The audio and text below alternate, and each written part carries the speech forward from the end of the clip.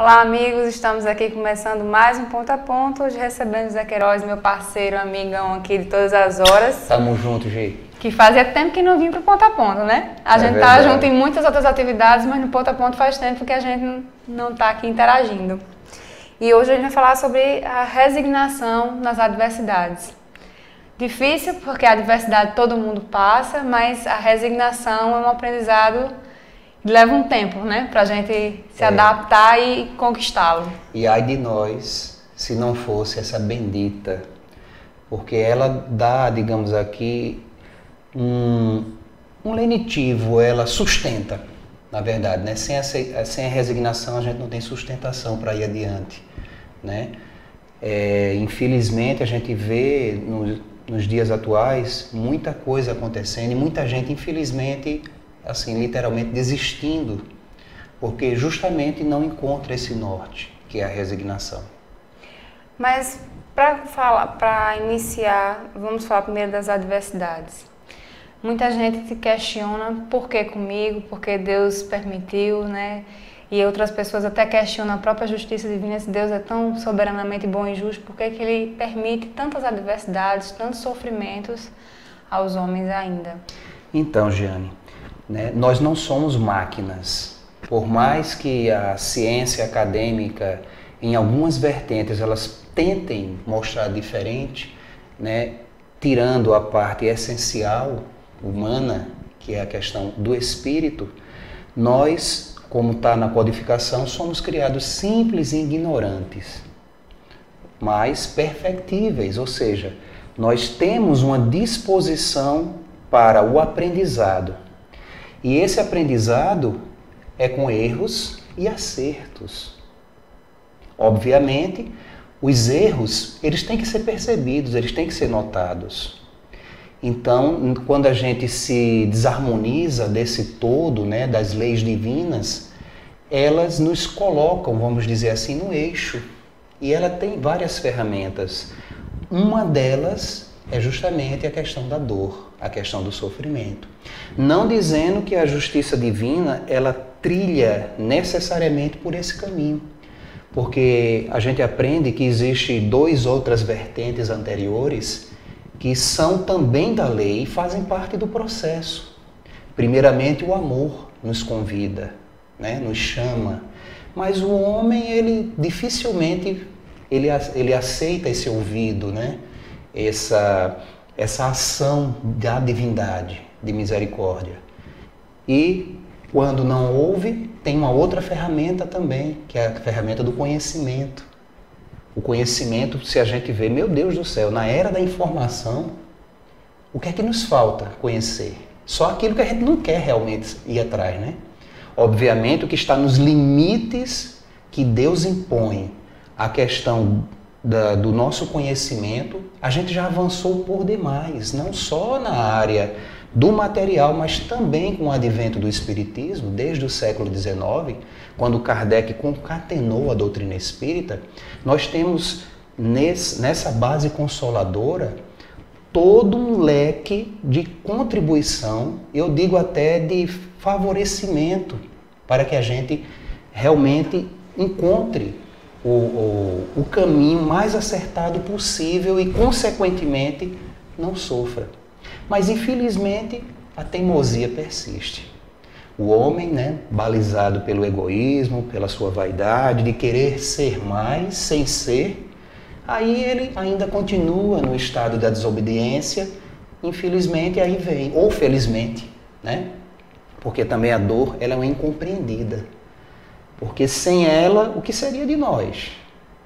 Porque é o freio, é a base da espiritualidade para dizer para você, meu filho, eu te amo tanto que se você for para aí, vai doer mais.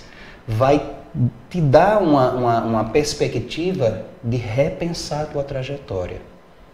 E aí esse terceiro elemento divino, ele é posto. Observemos que a misericórdia utiliza primeiro o amor, conhecimento e, por último, o sofrimento e dor. Mas, infelizmente, a teimosia faz parte do nosso processo, né? E engraçado você falando com relação a essa parte do sofrimento, que a gente sempre escolhe o caminho mais doloroso.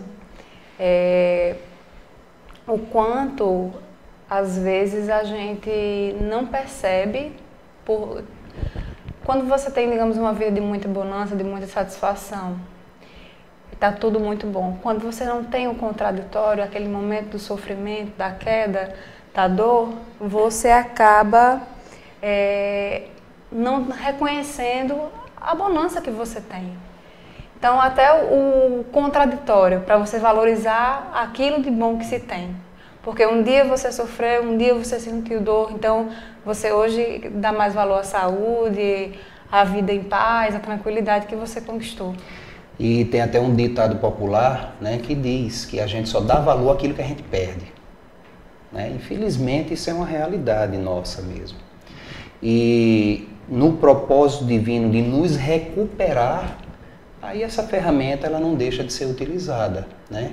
Porque se na experiência vindoura a gente se desvia por demais da rota, né, levando em consideração a imortalidade, porque diferente do que espelha outras vertentes, tanto do conhecimento acadêmico como do conhecimento religioso, se o Espiritismo ele busca pela questão da imortalidade, e então a reencarnação ela justifica, né, a questão da justiça e a questão também do amor divino, assim, uma plenitude que a gente não tem tamanho muitas vezes de dimensionar, mas inserido nessa máxima, né, de vida imortal, as ferramentas de Deus elas sempre vêm para nos beneficiar, por mais que a gente não perceba de momento, porque o verdadeiro ter,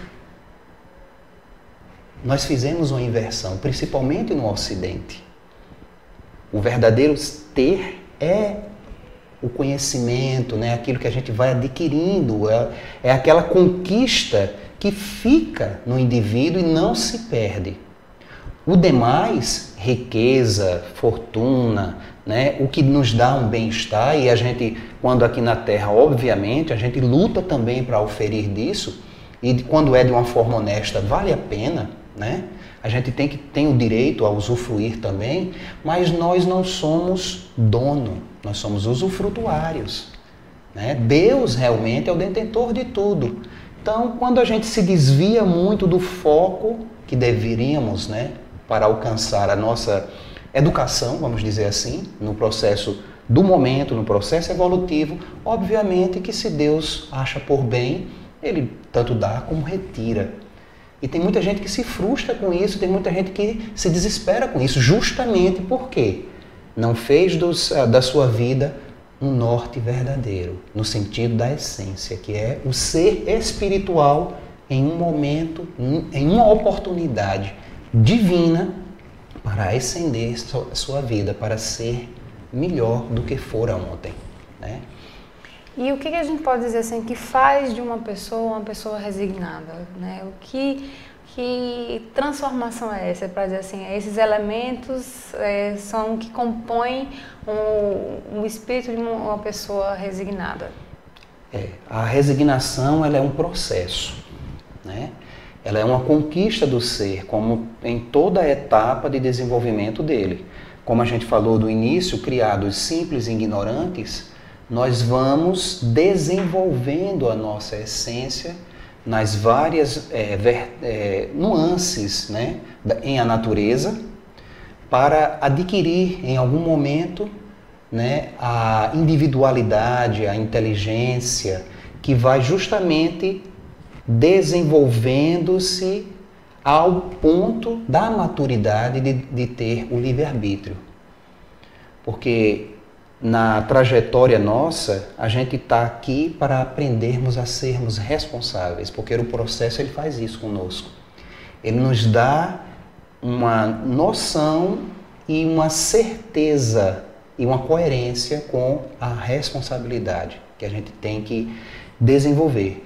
Então, na medida que o ser humano vai amadurecendo, ele vai, né, com as suas experiências, adquirindo, né, ele vai fomentando esse desenvolvimento interno, que não é ninguém que faz por nós. É algo indivisível, né? É algo que eu não posso partilhar. Você como minha amiga, você como, quem sabe, em uma outra oportunidade, uma irmã minha, né?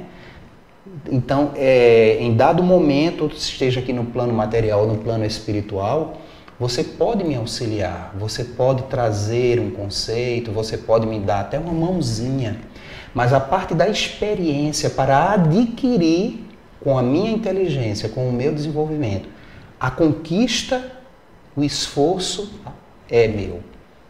Então, a partir desse uso da liberdade, né, no sentido desse aprendizado, que faz parte do processo evolutivo da criatura, ele vai, na medida que vai adquirindo, né, com a experiência, as suas questões de vida, ele vai internalizando isso, ele vai amadurecendo internamente. Então, o crescimento espiritual vai se fazendo, ele vai também saindo da fase de infância, adolescência, e até atingir a maturidade espiritual, justamente pela experiência que essas múltiplas escolas, né, a Terra sendo uma delas, pelo processo da reencarnação, vai nos permitindo. Então a resignação, ela está nesse processo. O ser mais incipiente, mais ignorante, obviamente, ele tende a cair mais, ele tende a tropeçar com mais facilidade, ele tende a ficar revoltado com mais facilidade. Mas na medida que a experiência se faz e ele internaliza aquilo, obviamente fica mais fácil.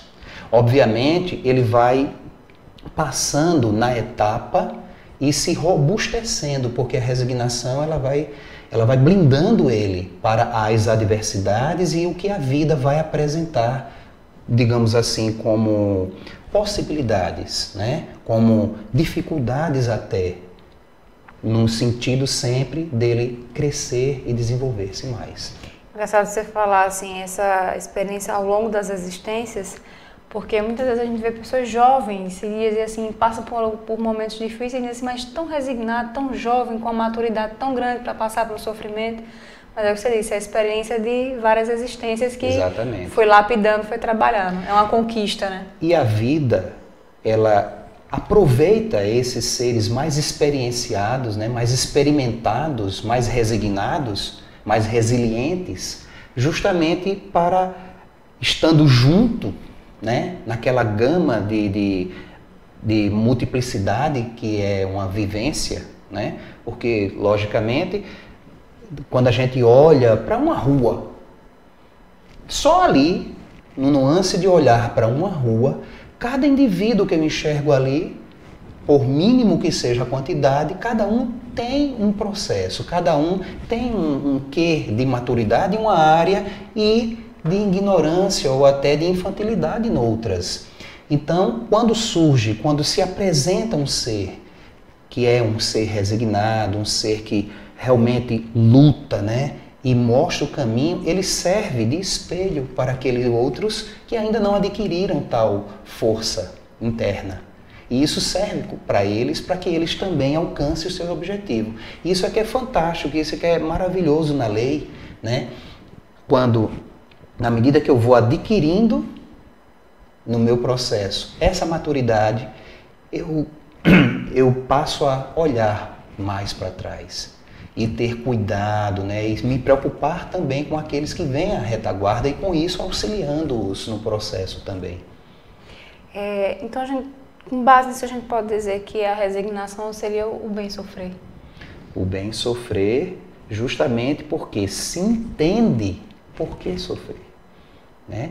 O resignado, mesmo que naquele momento ali, naquela experiência existencial, ele não lembre ou até que ele assuma uma postura naquele momento de ateísmo, né? Vamos falar assim, mas o seu inconsciente, que está abaixo da ponta do iceberg, então é aquela gama enorme de tudo que ele vem adquirindo, né?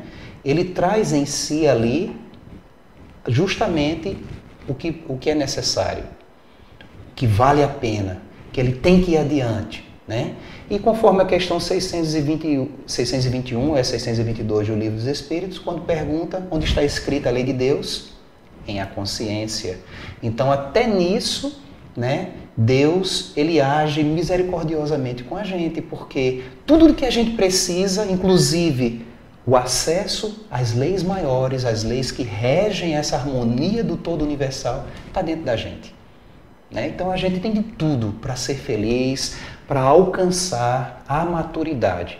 Por isso que eu digo sempre, né, nesse momento que a gente vem vivendo aí, que infelizmente tanta gente está desistindo, buscando o caminho do suicídio, gente, não é o caminho, não é a solução.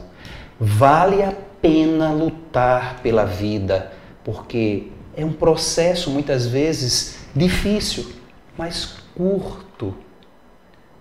E existe toda uma gama nos sustentando, nos dando apoio, sendo considerado, porque não há fardo maior do que aquele que eu possa suportar. A lei de Deus, ela é justa. Então, nessa justiça, ela pesa, ela sabe quanto e como a gente pode ter sucesso, né? Quanto a gente é capaz de carregar, de suportar. Então, não vem uma graminha a mais do que a minha possibilidade. Então, meus irmãos, minhas irmãs, vale a pena. A vida é sempre em abundância, como disse ao Cristo. E esse processo nos torna mais resistentes no dito da ciência, né? Entra aí o processo com a resignação, a resiliência, que é toda essa fortaleza interna, que é a moralidade, que os passos que Jesus nos mostrou, né? Porque, meu Deus do céu, mais resiliente, mais resignado do que o Cristo, né? Mesmo na total injustiça que nós, os seus irmãos menores, fizemos com ele, né? Colocando-o no madeiro e surrando, furando os seus olhos, apregoando-o ali na madeira, e ele, a ascensão, no processo final, ao deixar a matéria, foi um ato de mostrar que o perdão, né? Aquilo que a gente tem de entendimento é suficiente para nos fazer ir adiante. E quem está na ignorância, no processo, por não entender, ele precisa de perdão. E esse perdão tem que partir do ponto primeiro, que sou eu. Então vale a pena se autoaceitar, vale a pena se perdoar, vale a pena se resignar com a vida. E existe uma diferença grande entre você ser resignado e você está apático diante da vida, né? Porque o resignado é aquela coisa, não, o sofrimento veio, né? E eu vou lidar com ele da melhor forma, né? Com aquilo que eu posso. Sim. Vou enfrentar o sofrimento, vou enfrentar a dificuldade, né? Vou tentar corrigir a minha falha, o meu erro que me levou a essa situação. E nesse caso que você falou, muitas pessoas desistem da vida porque caem num estado de apatia, né? É aquela coisa, não, a minha vida é isso, é um Deus injusto, tudo acontece comigo. Então as pessoas caem nesse momento de apatia mesmo, né? E na realidade é uma diferença muito grande para a resignação. Uma coisa é você ser resignado, aceitar o sofrimento, mas não dizer assim, vou carregá-lo comigo, né? É verdade, porque é um instrumento, e apenas um momento meu na vivência. O sofrimento não é inerente, não faz parte da minha estrutura divina. Ele está ali para me ensinar, Giane, ele está ali para me mostrar que eu preciso, em algum ponto, fazer diferente, né? Eu preciso superar determinadas nuances, porque tudo no universo é energia, nós não somos diferentes.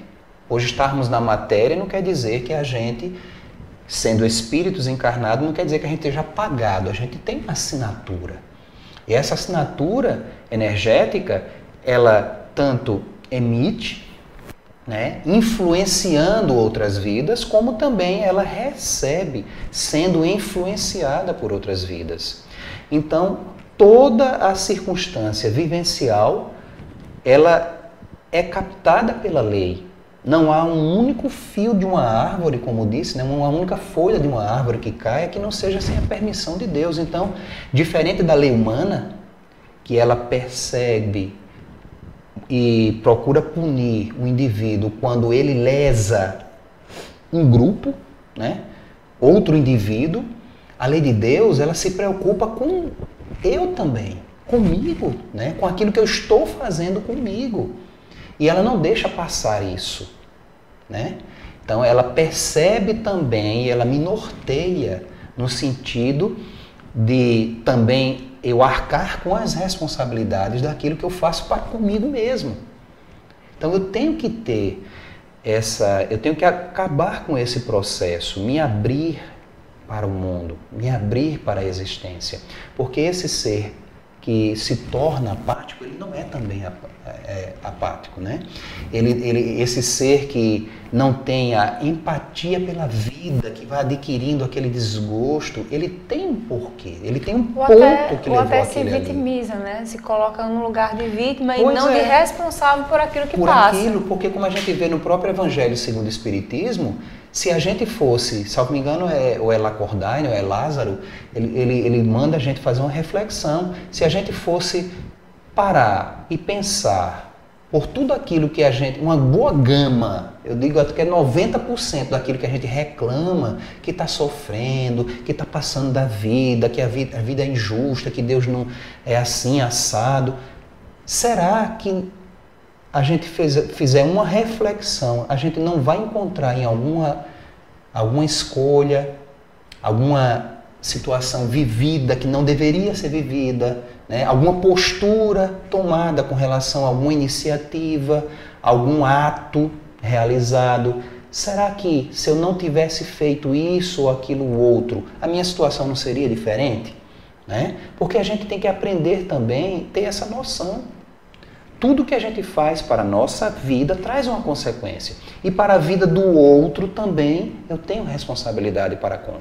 Então nada se faz assim, que fique encoberto, né? Tudo está sobre o processo da lei divina que me dá responsabilidade. Talvez o vizinho não saiba, né? Mas Mas Deus está ciente de tudo. Com certeza. Então, esse ser que se acha injustiçado, ele poderia entrar num processo de reflexão do que foi que levou ele até aquele momento na sua trajetória para estar passando por aquela situação. Porque se a resposta não for nessa existência, e olha que a maioria dos casos será numa existência anterior. Então, entendendo o processo de forma integral, né? Dando uma vislumbrada nas reencarnações, se chega a uma perspectiva de que o processo não é injusto, que Deus não está me punindo, é aquela assinatura energética que eu tenho, que eu disponho, que está atraindo naquele momento, naquela situação, a vivência que é necessária para um processo de retificação, de reajuste perante a vida, perante a lei, perante mim mesmo. O aprendizado tem que se concretizar, mas vale a pena, viu? Quando ele se concretiza, a roda vira e aí a gente começa. Eu tenho certeza, Jeane, que você hoje, pela maturidade que você já dispõe, como acontece comigo também, né? Quando a gente olha lá para trás, a gente se lembra de algumas vivências não muito boas, né? Algumas situações assim desagradáveis que a gente viveu, né? Mas, como eu digo hoje, se fosse para ser quem eu sou hoje, né? Essa pessoa mais madura, mais de bem com a vida, com certeza, como você também deve sentir assim, se tivesse passado tudo de novo, você passaria ou não passaria? Com certeza. Eu passaria. Né? Então vale a pena, meus irmãos. É uma lapidação. É uma lapidação, é um adquirir de maturidade. Né? Nós temos um exemplo que saiu na mídia, né? Aconteceu em 2003, eu não sei se você lembra, eu até peguei essa matéria aqui, né? Falando sobre a questão da resiliência. uma reportagem de Fátima Araújo de Carvalho, na Revista Internacional de Espiritismo. Ela lembra de um acontecimento que uma professora de 32 anos, um acidente que ela teve, né? Que ela teve com 32 anos e ela tinha 2 filhos e um marido, vivia muito bem, né? Bonita, um filho de 4 anos, um filho de 7 anos, e uma pessoa, né? Assim, de forma irresponsável, atropelou ela. Ela estava num brinquedo daquele que fica no mar, né? Aquelas bananas, né, que tem. Uhum. Então o cara veio, salvo me engano, foi num jet ski ou foi numa lancha, atropelou ela e simplesmente ela perdeu 2 pernas. 32 anos, uma vida pela frente, um filhinho de 4 anos e outro de 7 anos. E essa mulher foi um exemplo de resignação. Essa mulher, ela, quando aconteceu o processo, né, que o marido veio, as crianças vieram ali chocadas, atemorizadas, ela dava força. Não, meus filhos, meu esposo, isso aqui a gente recupera. O importante, eu não perdi a vida, a minha vida continua, eu só perdi as pernas. Olha bem, que exemplo de resignação, né? Para algumas pessoas, perder as pernas seria perder tudo. Melhor que tivesse perdido a vida. Giane. Alguns diriam, né? Melhor ter perdido a vida, né? Às vezes um dedo, a gente vê pessoas por coisas assim banais, né? Desistindo. Às vezes um não, um mero insignificante não. A pessoa já se acha o pior de todos, né? E a gente tem que ter muito cuidado com isso, né? Porque a vida, ela é um manancial divino, é um presente realmente que tem que ser vivido com toda intensidade, não importa o que ela vai nos reservar. Mas eu tenho certeza de dúvida que depois que passar a tempestade, sempre vem a bonança, sempre fica a bonança. E a gente tem que lembrar sempre que quando vem o sofrimento, né, ele nos prepara, como você disse, a lapidação para as experiências que a gente precisa. Então a gente tem que aproveitar as circunstâncias, né, e sempre não nos colocar no papel de vítima, porque às vezes a nossa primeira reação é nos colocar no papel de vítima, de coitadinhos, mas realmente enfrentar e olhar a dificuldade como um aprendizado, como uma etapa mesmo a ser vencida. A gente tem que pensar dessa forma. Jamais a minha dificuldade é a pior dificuldade do mundo.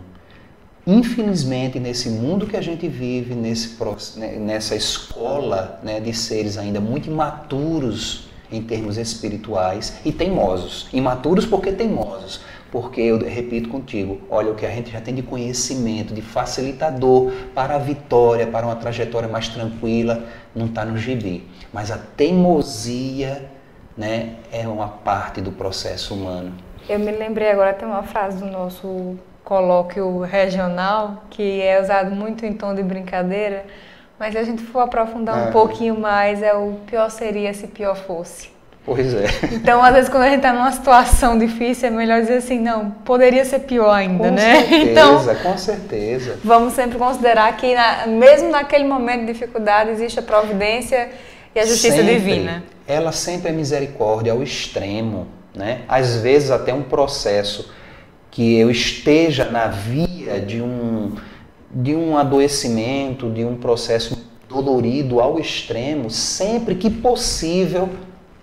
Agora, óbvio, pelo nosso proceder, por aquilo que a gente vai desenvolvendo, reafirmando essa assinatura energética, né, que nos representa, que diz quem somos, a misericórdia divina sempre vai diminuir.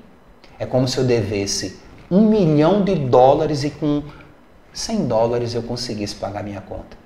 Isso é amor, isso é a justiça divina. Quando ela vê que o indivíduo está fazendo um esforço, né, hercúleo muitas vezes, que ele está se empenhando, a misericórdia divina sempre auxilia, suavizando as nossas dores, diminuindo os nossos sofrimentos, no que for possível. Viu? Deus é pai e mãe. Tem um trecho do Evangelho segundo o Espiritismo, onde Lázaro diz que a resignação é o consentimento do coração.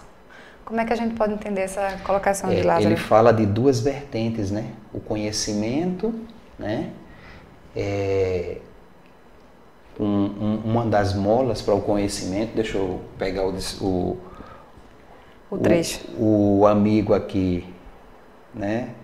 De todas as horas, ele fala justamente na questão de uma das vertentes ser a vertente do conhecimento, né? A obediência. A obediência, ela é o consentimento da razão e a resignação, o consentimento do coração, né? Ele está falando aí de equilíbrio. Diante das adversidades da vida, tanto a gente tem que conhecer, né? Porque conhecendo a gente, obviamente, tem a oportunidade de estar mais consolado, de estar mais equilibrado e nesse processo, né, a gente tende a sustentar-se, porque ele vai fazer com que justamente haja um processo de resignação, que é justamente essa parte, né, porque o coração ela está sempre muito envolto com a relação dos sentimentos, com a relação da harmonia ou desarmonia psicológica do indivíduo. Então, quando a gente está balizado, né, por essas duas molas de conhecer, entendendo, aí eu obedeço, e na vertente da resignação, sustentando ali as forças psicológicas, sentimentais, emocionais. Então, a perspectiva de passarmos adiante, de vencermos o processo, ela é enorme. É tanto que Lázaro, ele é poético quando ele fala isso. Ele diz que forças são forças ativas, né, ambas, porquanto carregam o fardo das provações que a revolta insensata deixa cair. Olha que lindo, né? Se a gente se equilibra, se a gente entende, por isso que o Espiritismo, eu digo que ele é um grande facilitador. E, obviamente, em virtude disso, consola, porque ele nos faz entender, ele nos faz nos mostrar a nossa responsabilidade perante a vida, perante o que passamos, né, pelo que a gente executa ou já executamos, né? Então, ele mostra que somos seres responsáveis, que plantamos em algum momento, ou lá no passado, ou aqui, agora, no presente, e inevitavelmente, inexoravelmente vamos colher. Então, ele mostrando esses porquês, a gente entende e sabe realmente que Deus é justo. E aí, na obediência, a gente atinge a resignação do processo que dá justamente essa força, esse leque para nos sustentar emocional e psicologicamente, né? Quando a gente fala na resignação, acho que a força está muito próxima. Porque o resignado é aquele que busca forças para enfrentar, para superar.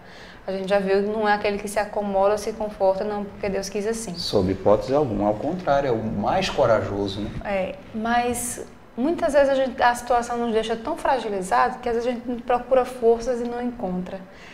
Aonde está a fonte dessa força, né? Onde a gente encontra, onde a gente enche os pulmões, né, de força para dar o passo adiante e seguir e enfrentar? Eu diria que ela está primeiramente em Deus, né, o Criador, o motivo do existir de todo o universo, obviamente. Então, justamente o motivo de eu estar aqui contigo nesse momento, também na sua experiência de vida, na minha experiência de vida. E, em segundo, é essa força, ela, como eu digo, né, ela vai sendo adquirida justamente pela maturidade do ser, que vai se conhecendo. Porque todo esse processo, ele tem esse objetivo, ele tem esse núcleo de resposta para poder ser satisfatório, que é o conhecimento de si mesmo.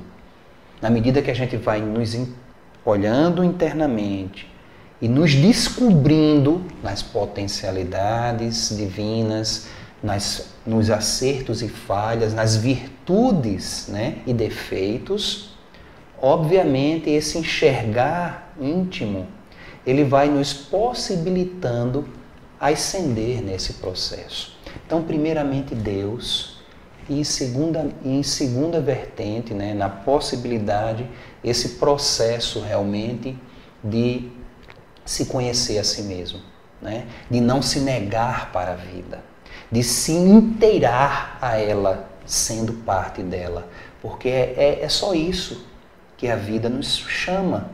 Venha, faça parte de mim, me entenda, né, que eu vou entender você. Então a gente dando essa contrapartida à vida, tudo se candeia, né, tudo se encandeia, tudo se processa. E aí a gente segue feliz. A gente comentou no início que a gente tem que ter a consciência de que tudo que a gente passa é consequência de uma escolha mal feita, de um ato impensado, ou seja, das nossas próprias ações. E isso acho que um divisor de águas para você começar a se tornar um ser resiliente, quando você assume essa postura de agente, de responsável na vida.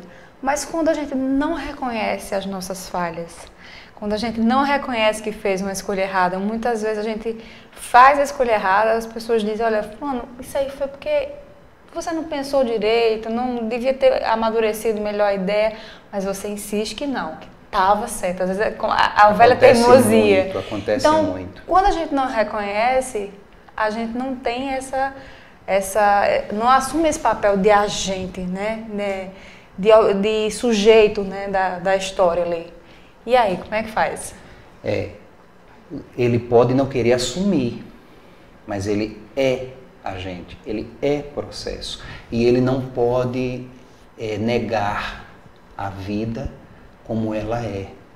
Então, a própria vida ensina. A gente costuma dizer isso, né? Se o indivíduo, lembra aquela vertente que eu te falei? A vertente do amor, a vertente, a voz do conhecimento.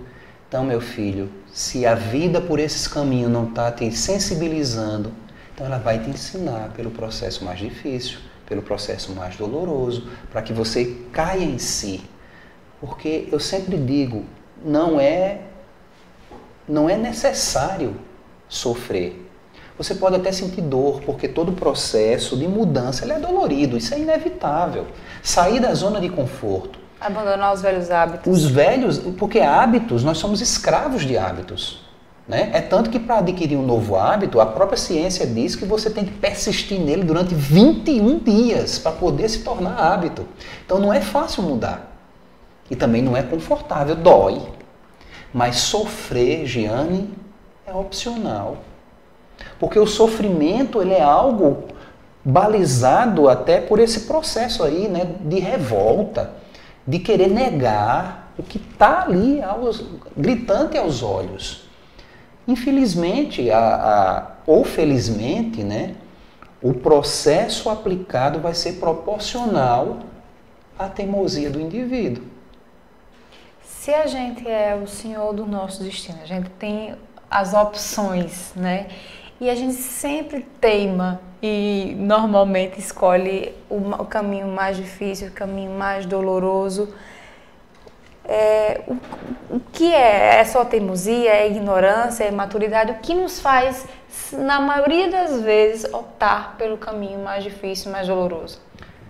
A chaga da humanidade, a espiritualidade já responde isso, né? Orgulho, vaidade, deixar-se levar pela parte do ego, né? Não se sustentar naquilo que é essência, naquilo que é o seu eu potencial e divino. Não que o ego seja o nosso inimigo, ao contrário, o ego nos dá força. O ego nos ajuda no processo do embate da vida, mas ele precisa da assistência do eu divino. Ele precisa dessa base que compreende, essa base que flexibiliza e que lhe dá razão à razão e não ao que ele pensa que deva ser e de que forma tem de ser. Porque Deus, nas suas leis divinas, nada passa desapercebido, repito.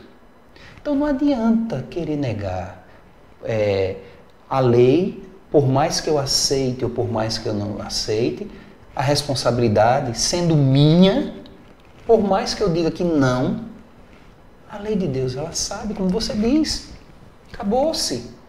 Então, enquanto esse orgulho ferrenho, né, não for quebrantado, não for dinamitado, o que está lá de precioso não vai poder ser lapidado, né? A gema divina, ela não vai brilhar. Então, mas infelizmente será aplicado processos, né? É como se fosse o pai dando aquele puxão de orelha, né? Você com suas experiências de pai e mãe, eu também com a minha, com certeza, né? A gente de vez em quando não ouve os chamados, né? Menino, vem cá. Menino, vem cá. E o que é a gente quando criança, né? Teima. Aí daqui a pouco o menino vem cá já não é audível, é percebível, porque já vem pelas já vem com a dor do puxão da orelha, né? De um beliscão forte. Então a lei divina, Deus, ela vai agir assim conosco, né? Por quê? É o que a gente precisa, é o remédio na medida do processo curativo mais eficiente e mais eficaz, sempre. Nós espíritas que já temos essa compreensão, né, da imortalidade, de tudo que nós já trazemos nos nossos velhos hábitos do velho homem, da nossa responsabilidade perante a vida, as escolhas que fazemos, muitas vezes, quando a gente vê o sofrimento do outro, a gente não, passando por isso porque escolheu o caminho mais difícil, é a escolha dele. E às vezes a gente deixa de ser misericordioso também, né?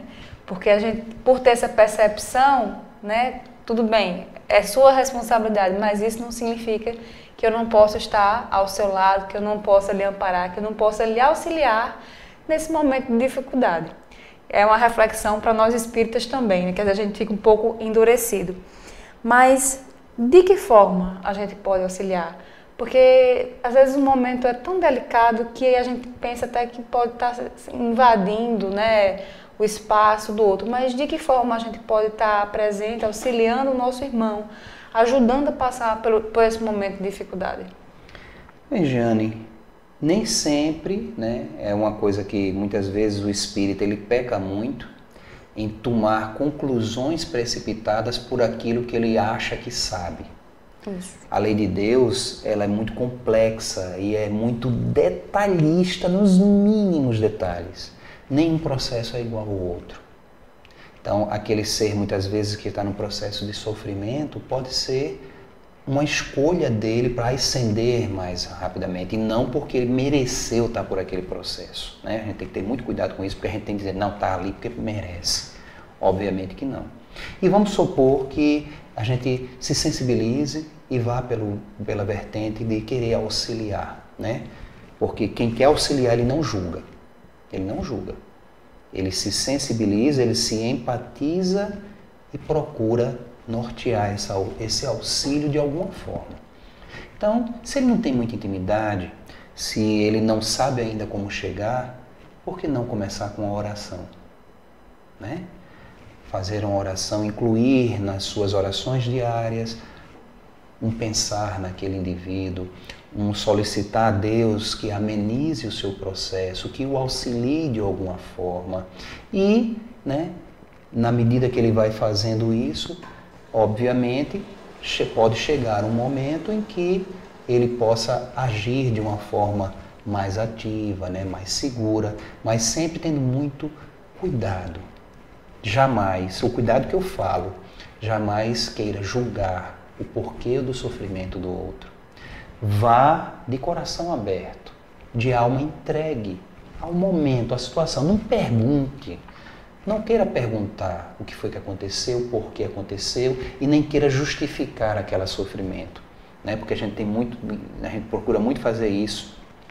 Como se a justificativa fosse um consolo, e muitas vezes não é. Muitas vezes é até um peso a mais que a gente joga nas costas daquele indivíduo. É a mesma coisa que quando a gente chega num velório, eu acho curioso isso, e o pessoal já está sofrendo ali, o pessoal já está ali naquela lamentação, e o indivíduo aperta a mão e diz, meus pêsames. Olha a energia, eu jogo, o pesar já está ali com aquela pessoa. Aí eu vou e desejo mais pesar para ela, é algo curioso. São reflexões dos nossos hábitos que a gente não percebe, fala que a gente faz sem nem saber o que é. Mecanicamente, né? Sem perceber o que a gente está fazendo. Né? Porque a sustentação ela vem justamente do ato de não julgar, do ato de querer bem, de entender, sabe? Porque aquele que quer verdadeiramente auxiliar, ele só quer o que eu posso fazer por você. Não importa o que foi que aconteceu, a vertente, não. Naquele momento, naquela situação, o que é que eu posso fazer por você? Né? Então, se não for algo direto, pelo menos que oremos por. Já é uma grande ajuda, sem dúvida. E antes da gente finalizar, eu vou colocar uma questão que às vezes as pessoas se surpreendem quando vê alguém passando por um momento de dificuldade e diz assim, mas fulano é tão bom, só faz o bem, mas meu Deus, não tem paz, só vive sofrendo. O sofrimento, a dificuldade, a adversidade, ela bate na porta de todo mundo. Bate na porta de todo mundo.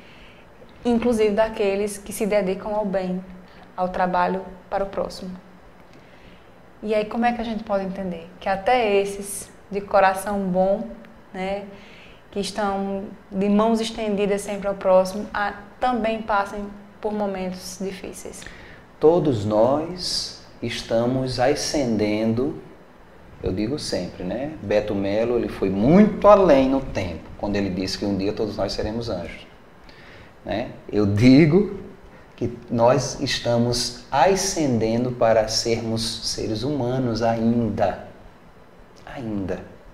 Se Jesus, que era Jesus e é Jesus, né? Porque se ele já era 2000 anos, imagina hoje. Né? Ele disse que ele não aceitou o título de bom. Bom é meu Pai que está no céu. Né? Imagina nós. O que temos ainda. Né? Porque a nossa vida, ela é milenar, se perde nos erros da evolução. Então nós temos muito mais da animalidade em nós do que ainda da humanidade. E para a angelitude ainda, minha filha, aí é que falta tempo. Então, quando o ser, lembra? Deus dá conforme o cobertor. Deus dá o fardo conforme a resistência daquele que é capaz. Não mais nem menos. Então, justamente por conhecer, justamente por se entender no processo, justamente por saber que quanto mais rápido ele passar por determinadas provas, por determinados processos, ele vai se iluminar, ele vai se libertar, ele vai ser mais feliz. Esses seres, eles pedem cargas que nós não suportaríamos sob hipótese alguma ainda, porque ele já tem no processo essa sua maturidade, essa sua força, resiliência perante as intempéries da vida. Então é por isso muitas vezes que a gente vê, né, pessoas tão boas nesses processos e outros que aparentemente estão ali fazendo o que não deve e vivendo bem, é porque na sua imaturidade, na sua ignorância, né, eles não têm um preparo ainda para sofrer tanto. Mas, infelizmente, eles estão assinando em si processos de muita dor, de muito sofrimento. Inexoravelmente, vai estourar a bomba na mão deles. Né? Então, uns é por aceitação e por saber que vai adiante. E outros, pela ignorância, muitas vezes já adentram processos dolorosos, né, ao extremo, porque justamente fizeram com que a bomba pipocasse nas suas mãos, por justamente insistentemente estarem agindo em erro. Né? É isso, Queiroz. E eu digo a vocês que estão nos acompanhando, assim, como a gente falou no início, todos nós passamos os nossos momentos de dificuldade, fragilidade, dor e sofrimento. Mas o que é importante é que a gente não veja esses momentos como nossos inimigos, e sim como grandes amigos, aqueles que vieram para nos ajudar, nos lapidar, nos preparar para as bonanças que virão. Sempre. Porque se a gente não estiver preparado, a gente também não sabe aproveitar as bonanças. E que a gente tem que se colocar nesse papel mesmo de protagonista da nossa vida. Se nesse momento você passa por um momento de dor, de sofrimento, e que algo lhe machuca, que algo lhe tira as forças, pare e reflita. O que eu posso aprender com isso? E a partir desse momento, tome forças, tome fôlego, né? Procure auxílio de um amigo, né? CVV, né, Giane? CVV hoje, também. O número 188 para isso, o Brasil muito inteiro, bem lembrado. Porque tem muita gente que ainda não consegue sozinho lidar com algumas adversidades da vida. Então, os apoios estão aí, meus irmãos, muito diversos, e pelo CVV existe essa força de uma forma mais facilitada para a gente ter esse apoio, para adquirir essa resiliência, essa resignação. E a gente tem que ter a noção de que a gente não está sozinho, né? Com certeza, jamais. A gente nunca está sozinho, a gente sempre tem alguém que ou já passou pela situação, ou que vai passar e que a gente pode auxiliar. Então, que a gente se coloque no papel de protagonista das nossas vidas. Não de coitadinho, não de mera marionete do acaso ou de um Deus injusto. Que a gente se coloque no papel de protagonistas, de responsáveis pelos nossos atos, pelas nossas escolhas. E que a gente sempre reflita, né? O que eu posso aprender, o que isso está me melhorando. Porque se a gente for parar para observar o quanto o sofrimento nos melhora, né? Como você disse, às vezes algumas situações que alguns erros que nos fizeram sofrer, quando a gente olha mais na frente, você vai ver que foi ele que lhe deu o ensinamento para você vivenciar a bonança. Hoje está melhor. E a fortaleza, com certeza. Então, vamos nos fortalecer na prece, no ombro amigo, no auxílio do CVV, no auxílio das instituições religiosas, na família, que a gente não se isole, que a gente não se cale, que a gente divida a nossa dor, o nosso sofrimento, compartilhe, mas não arrastando as correntes, e sim nos libertando delas, quebrando as correntes. Na realidade, a gente tem que se libertar dela e não carregá-las conosco. Não é isso, Queiroz? E saber entender que Deus, acima de tudo, sempre será, foi e vai continuar sendo amor e misericórdia. Soberanamente bom e justo. Sempre. Que a gente nunca duvide disso. Jamais.